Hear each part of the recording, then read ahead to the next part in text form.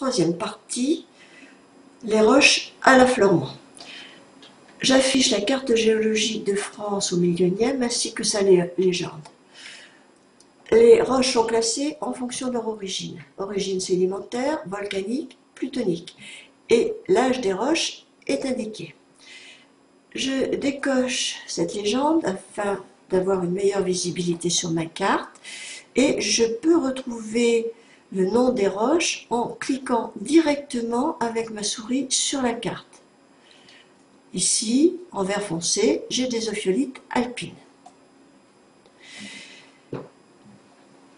Je remarque que les chaînes de montagnes anciennes, comme le massif armoricain, massif central ou les Vosges, eh bien, ont davantage de couleur rouge ou rose foncé que les chaînes récentes. Le rouge correspond à des granodiorites, des granits hercyniens, et le rose foncé correspond à des gneiss et des granites cambriens ordoviciens.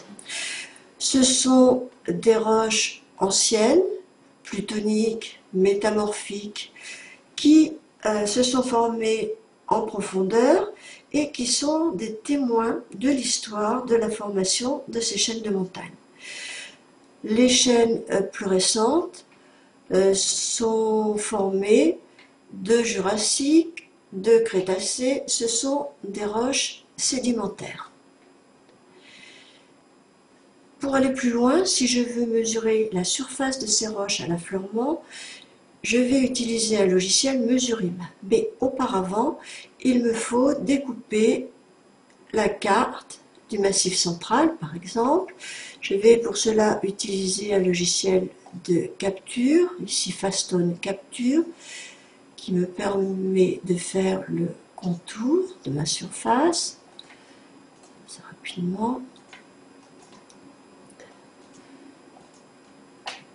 Voilà.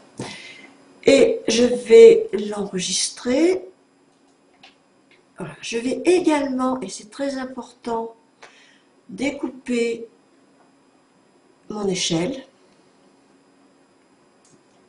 Voilà. L'enregistrer.